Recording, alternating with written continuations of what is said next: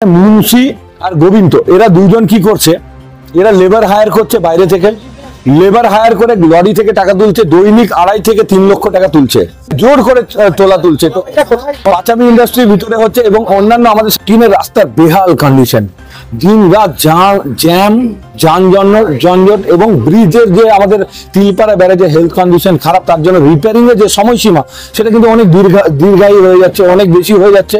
সেটা সময়সীমা এত বিগত বহুদিন ধরে চলছে, কিন্তু এখন অবধি কিন্তু তিলপাড়া ব্যারেজ মেরামত হয়নি। এবং রাস্তার যে কন্ডিশন, রাস্তার যদি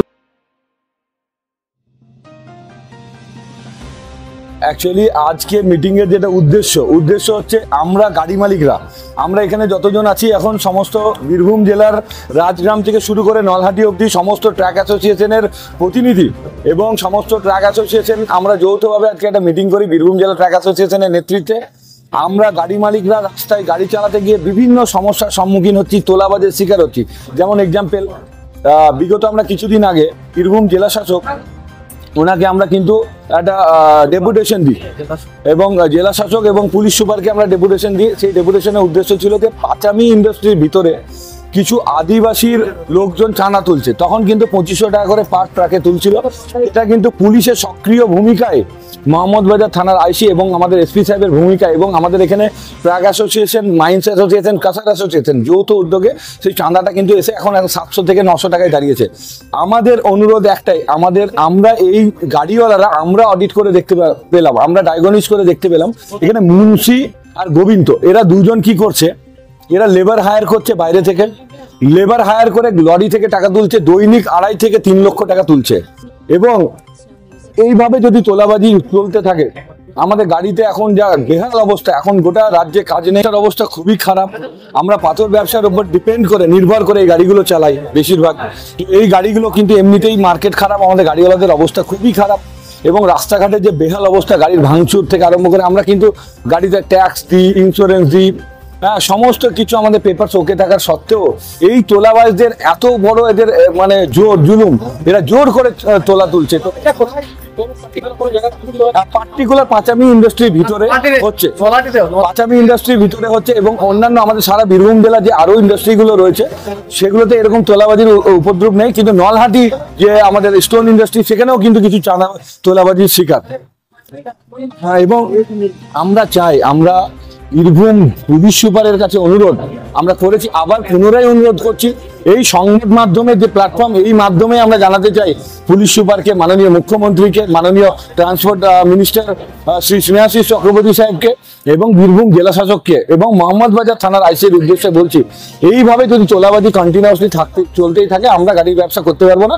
আমরা ট্রাক অ্যাসোসিয়েশনরা আমরা কিন্তু সিদ্ধান্ত এটা নিয়েছি, যদি এই ইন্ডাস্ট্রি তোলাবাজি না কমে এই ইন্ডাস্ট্রিটা কিন্তু আমরা অ্যাভয়েড করবো, তাতে দরকার হলে আমরা চাকা জাম করে অন্য ইন্ডাস্ট্রিতে গাড়ি চালাবো।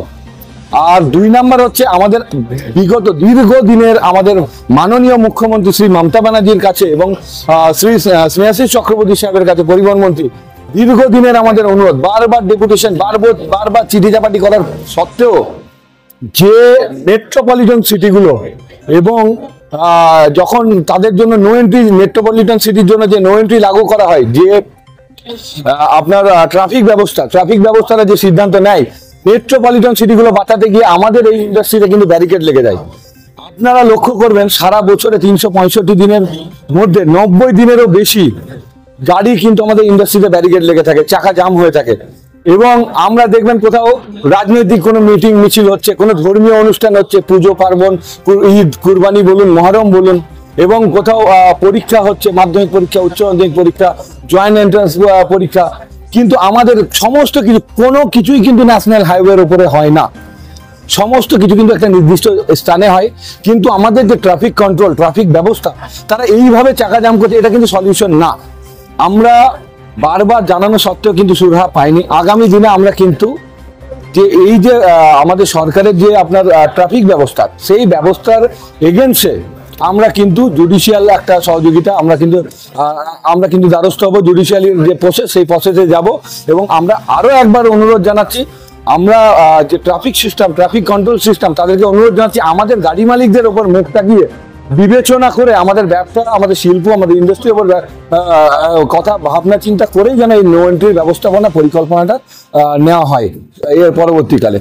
আর একটা কথা বলি আপনাদের, যেটা একেবারে না বললেই নয়, আপনারা দেখবেন যে আমাদের এই যে রাস্তা, আমাদের NH 40, এটা তো এখন 60 ছিল, 14-এর রাস্তার বেহাল কন্ডিশন, দিন রাত জ্যাম, যানজট এবং ব্রিজের যে আমাদের তিলপাড়া ব্যারেজের হেলথ কন্ডিশন খারাপ, তার জন্য রিপেয়ারিং এর যে সময়সীমা সেটা কিন্তু অনেক দীর্ঘায়ী হয়ে যাচ্ছে, অনেক বেশি হয়ে যাচ্ছে।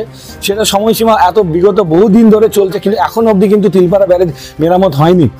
এবং রাস্তার যে কন্ডিশন, রাস্তার যদি মেরামত না করে আমাদের গাড়ির টায়ার বলুন, গাড়ির বিভিন্ন যন্ত্রের বিভিন্ন রকম প্রবলেম দেখা দিচ্ছে। এবং এতে কি হচ্ছে, রাস্তাগুলোর মধ্যে দেখবেন গ্রামের মানুষ আমরা একটা জিনিস জানি, মাঠের মধ্যে ঘাটির মধ্যে গোলেন হয়ে যায়, গোলেন মানে গর্ত হয়ে খাল হয়ে চাকা বসে যায়। তো দেখবেন এখানে যারা আরোহী, যারা বাইক আরোহী দেখবেন, বা সাইকেল বলুন, মোটর সাইকেল বলুন, বা 4 হুইলার বলুন, এই রাস্তার ওপর, এই রাস্তার কন্ডিশনের অনুযায়ী দিন রাত দেখবেন অ্যাক্সিডেন্ট, দুর্ঘটনা হতেই চলে যায়। এটার দিকে একটু সরকারের নজর দেওয়া দরকার। হ্যাঁ, আমার নাম হচ্ছে আনাস আহমেদ, বীরভূম জেলা ট্রাক অ্যাসোসিয়েশন সাধারণ সম্পাদক এবং federation of West Bengal truck operator association যুগ্ম সম্পাদক। ধন্যবাদ।